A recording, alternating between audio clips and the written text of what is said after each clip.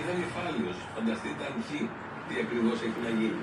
Αλλά ο άλλος που δεν είχε πιει, ο Σκυλακάκης, λέει περίπου τα ίδια με αυτό που λέει πάνω από τις αίρες. Και λέει ότι όλα αυτά τα πράσινα, κόκκινα, πορτοκαλί τιμολόγια δεν θα πολύ επηρεάσουν τις τιμές. Τον ανταγωνισμό μόνο. Τώρα, γιατί γίνεται ο ανταγωνισμός είναι ένα ωραίο ερώτημα σε όλους αυτούς που μιλάνε για τον ανταγωνισμό. Αλλά θα εξαρτηθεί η τιμή από τον αέρα και από τον ήλιο. Από αυτά εξαρτάται. Τα είπε ο αρμόδιος υπουργός. Δηλαδή, σήμερα έχει ήλιο εδώ, τι θα είναι η τιμή. Δεν το διευκρίνησε. Έχουμε ηλιοφάνεια. Θα είναι μεγάλη, υψηλή, θα έχουμε πτώση, θα πέφτει. Έτσι λοιπόν θα κοιτάτε τα καιρικά το πρωί και θα ξέρετε τι ακριβώς θα πληρώσετε για ρεύμα το βράδυ. Όλα τα υπόλοιπα ανταγωνισμοί είναι σε θεωρητικό πλαίσιο για να έχουμε να λέμε ότι είναι η ελεύθερη περίφημη οικονομία με σκλαβωμένους ανθρώπους, κυρίως δε καταναλωτές ηλεκτρικής ενέργειας.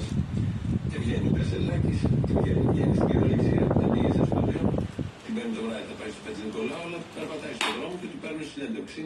Αυτό θα είναι από εδώ και πέρα, πάει σε λαϊκές, κάνει διάφορα τέτοια. Το λέω γιατί ωραίο είναι αυτό σαν εικόνα, αλλά δεν